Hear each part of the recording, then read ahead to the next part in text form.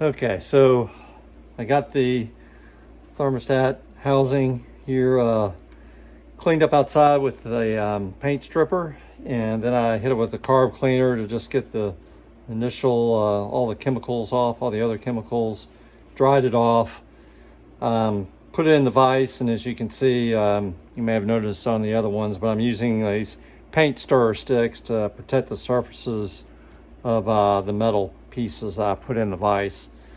And so now I'm going to hit it with this bristle brush, again the same one. It's the 3M, it's the white colored one that's specific for aluminum parts.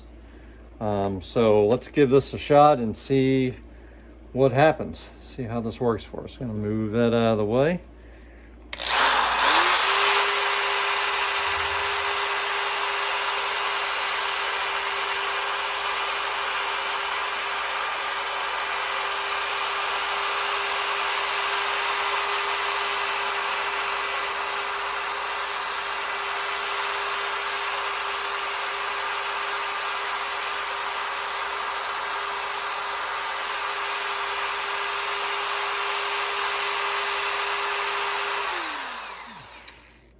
Just so you know, I'm not bearing down on this, putting a lot of load on the surface. I'm just kind of letting the brush do the work.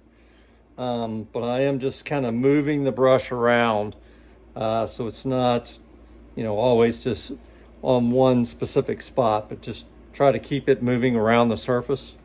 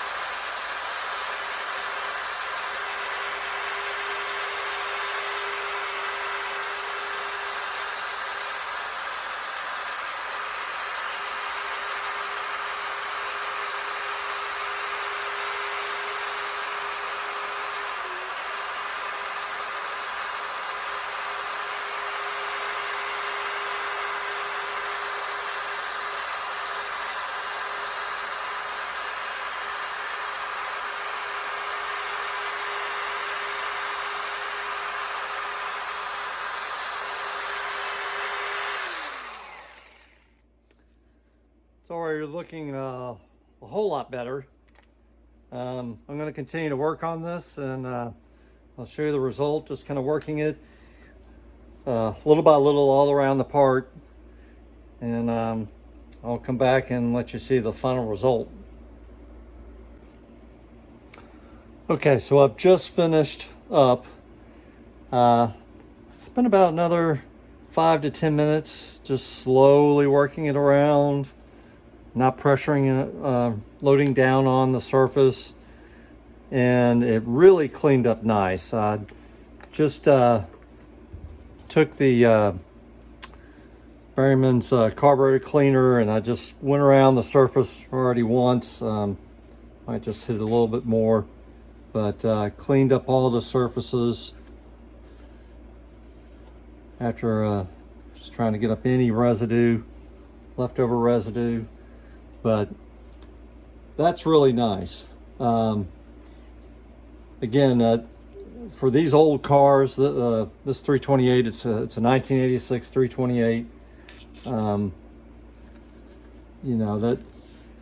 you're going to need to take some time with these. You don't know really who has done the prior work, what was done before. You may see some imperfections in the surface again, that's okay if you're using the silicone gasket sealer.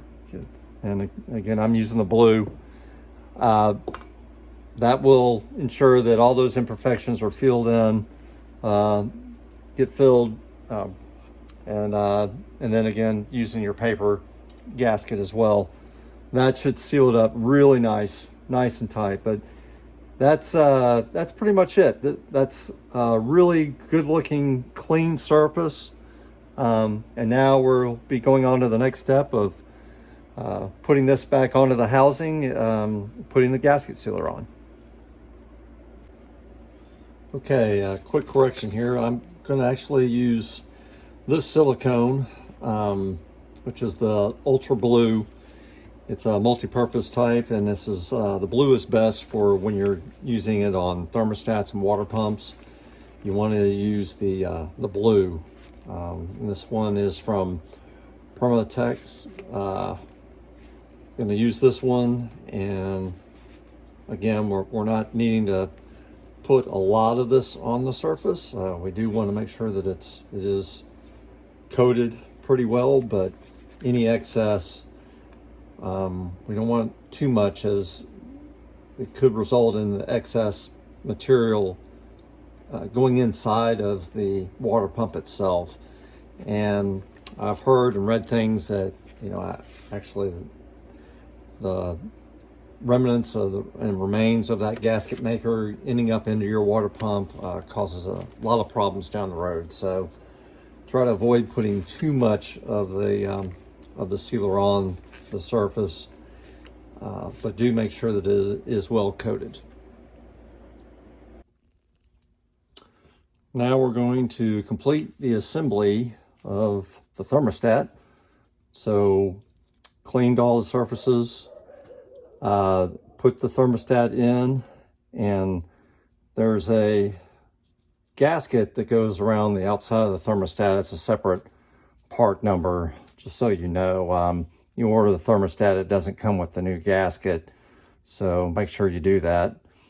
And as you can see, that my old one was really worn out.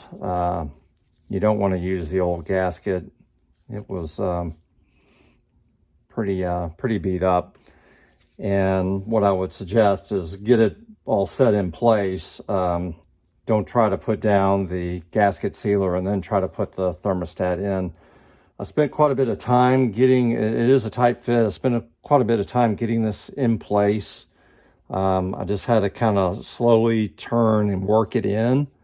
And you want to make sure that the orientation is correct. There's a breather hole that's at the top of the thermostat there.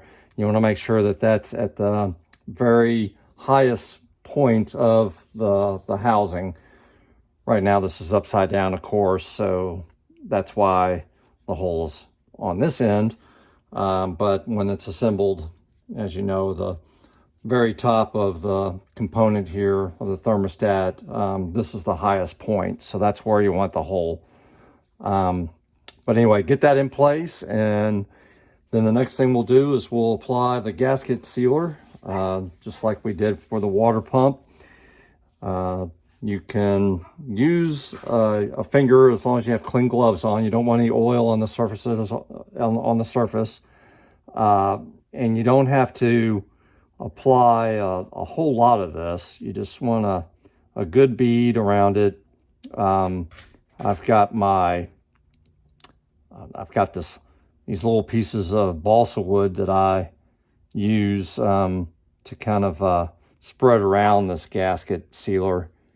I don't particularly want to or like using my finger so much. I think it's a little bit more controllable when you have a piece of balsa wood or a stick, something that's clean, something you can kind of control and spread this stuff around with.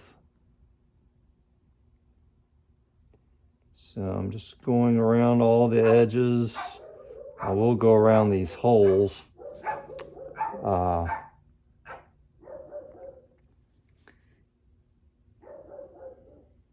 Again, this will spread around.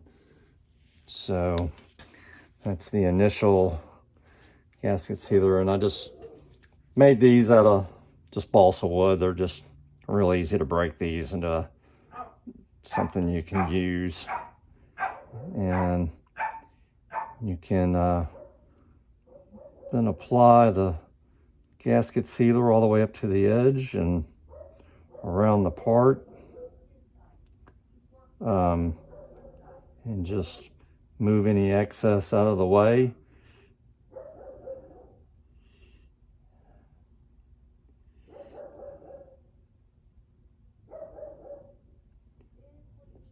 We'll put on the paper gasket on top of this.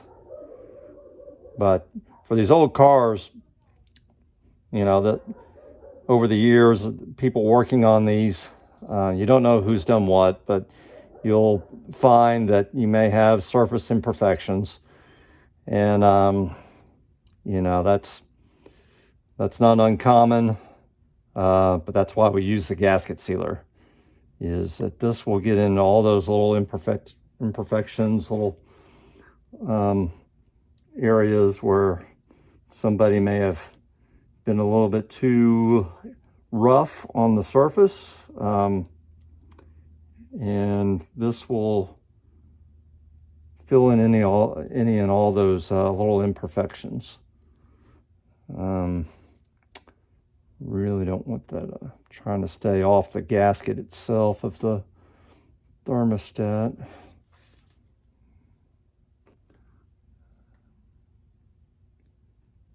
And we expect to see the gasket sealer moving to the outside edges, and that's fine. The reason why we don't want to overdo it with the gasket sealer is we don't want any of this going inside inside the thermostat housing itself. We want to keep it as much of that away from there. Okay. Now we'll put on the gasket, paper gasket.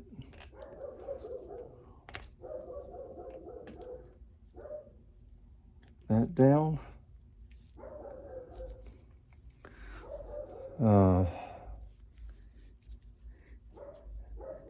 And it's always good to have handy a paper towel if you need it.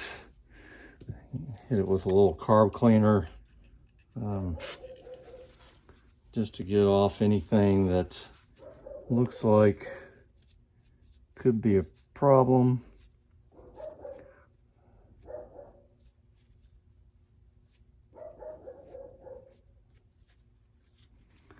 All right.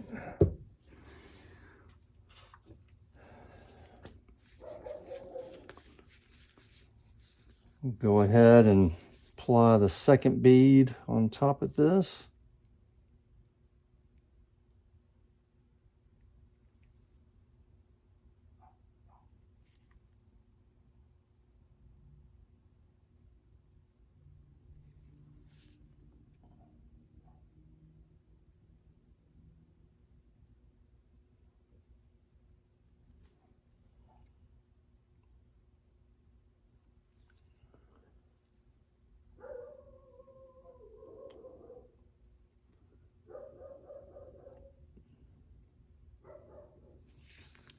All right, we'll use our stick. Well, the video went out on me without me realizing it, but just wanted to sum up. After I spread out the gasket sealer, then I put on this piece here at the top of the housing, and just put down the bolts, these 13mm bolts. They're M6 by 1.0 thread, and I just got those just what they call finger tight, but it's a nylon nut, so I had to, you know, use my wrench to be able to get it down, but just surface tight and not torque down. I'm going to look and see if I can find a torque spec on this. Last time I looked for threads of this nature, I believe they call for 6.5 foot-pound torque, so might round up to 7. but I don't think they specify any specific torque for the thermostat housing, but I'll have a double look at that. But I'm letting this sit up for an hour, and then I'll come back and torque the nuts down.